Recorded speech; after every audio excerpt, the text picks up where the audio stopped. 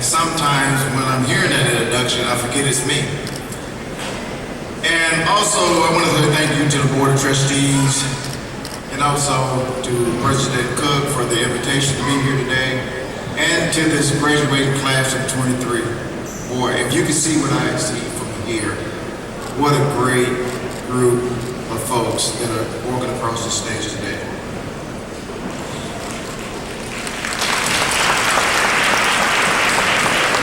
Today I stand before you as a proud graduate of Alcorn State University, the first historical black land-grant institution in the United States. It's an institution that has provided a quality education and opportunity for generations of students all over for over a century. Reflecting on my time here at Alcorn State University, I am filled with gratitude for the opportunity and experience that have shaped me into the person I am today.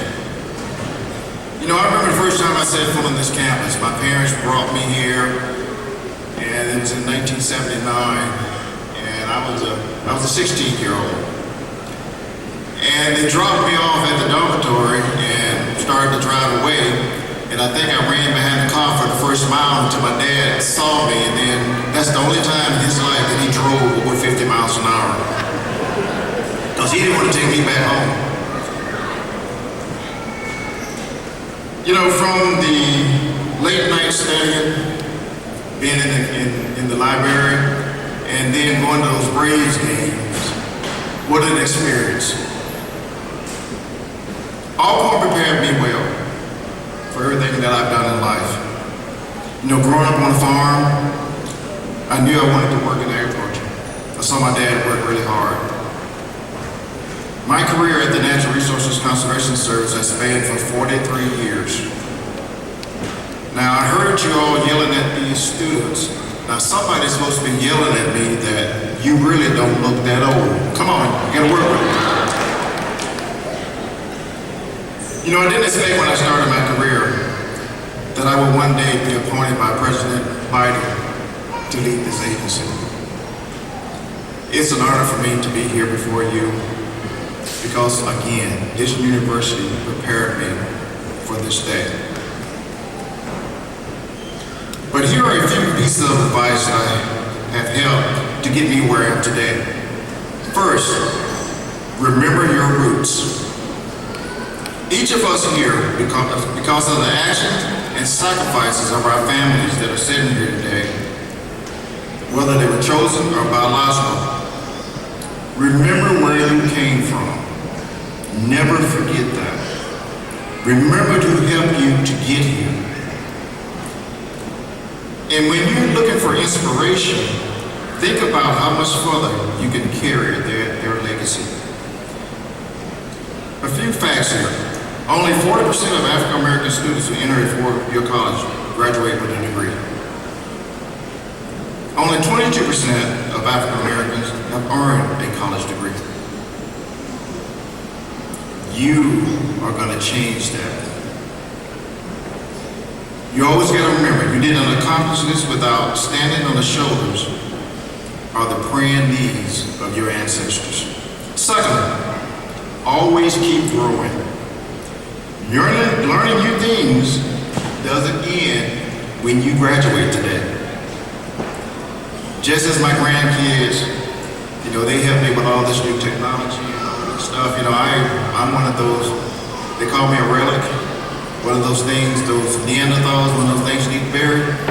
My grandkids gotta help me around with all those things. The world around us is going to keep changing.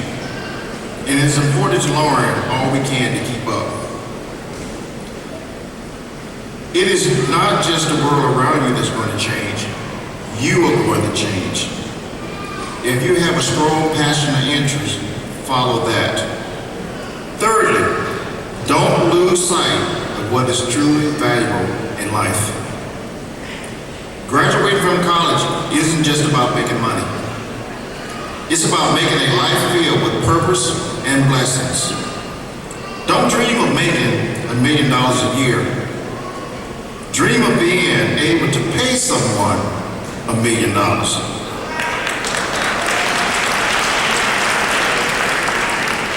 You know, you may have a passion for sports and dream of playing professionally, but the truth is, fewer than 1% of all Americans play a professional sport.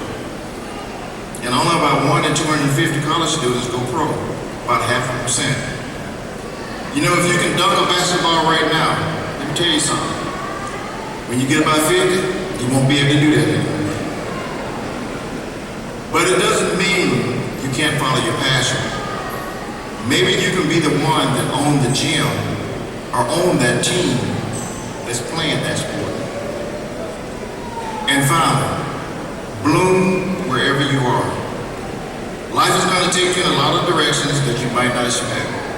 Like I said, I certainly didn't expect to be before you as an administrator of an agency that has over 11,000 employees. I'm just a guy from Mississippi, and I love that I'm from this great state. But my career at NRCS took me from Mississippi to Iowa to Missouri to Idaho to New Hampshire and Ohio, and now I'm serving as the chief of this great agency. I've had the opportunity to visit every state in this country over the last 2 or 3 years, and also some foreign territories. None of those places were easy for me, but there was always something positive to focus on. Now, I'm not saying that you should soldier through a situation if you know it's not right, but I am saying that there is a time when you find yourself in rocky soil, and you know you need to stick it out to get you where you want to go. I encourage you to look for those positive things whenever your journey may take you, so that you can blossom and prosper wherever you are. Build a healthy work ethic that balances dedication with your well-being. That positivity, combined with passion for what you do, will take you a long way. You know, we've come from a great college with a rich history. We are the first Black land-grant school in the United States. Now that's something to be proud of. And now all of you are part of that legacy. Our school's motto is where knowledge and character matters. Knowledge and character certainly matters in the post-college work. And you will be well prepared because you picked this university. Before I close my remarks, I have an exciting announcement to make today. The USDA Natural Resources Conservation Service and the U.S. Forest Service will make $2 million available to Alcorn State University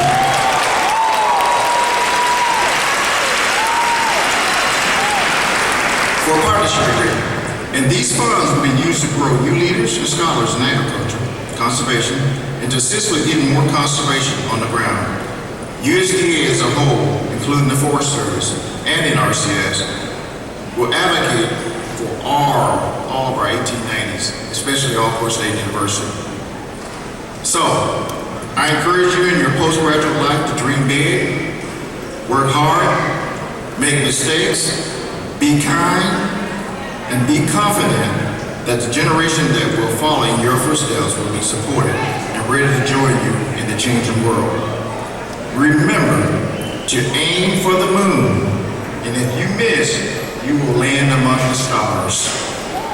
You are shining stars, graduating from the Alcorn State University, my alma mater. Go live and live your dream, and congratulations to this class. Thank you.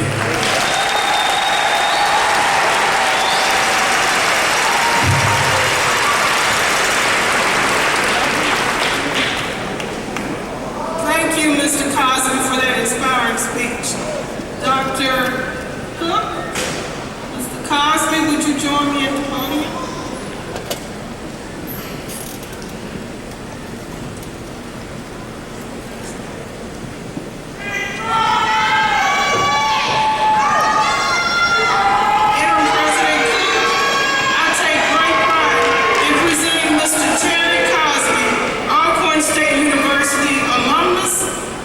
Chief of the National Resources Conservation Service with Alcorn's highest degree, the Doctorate of Humane Letters.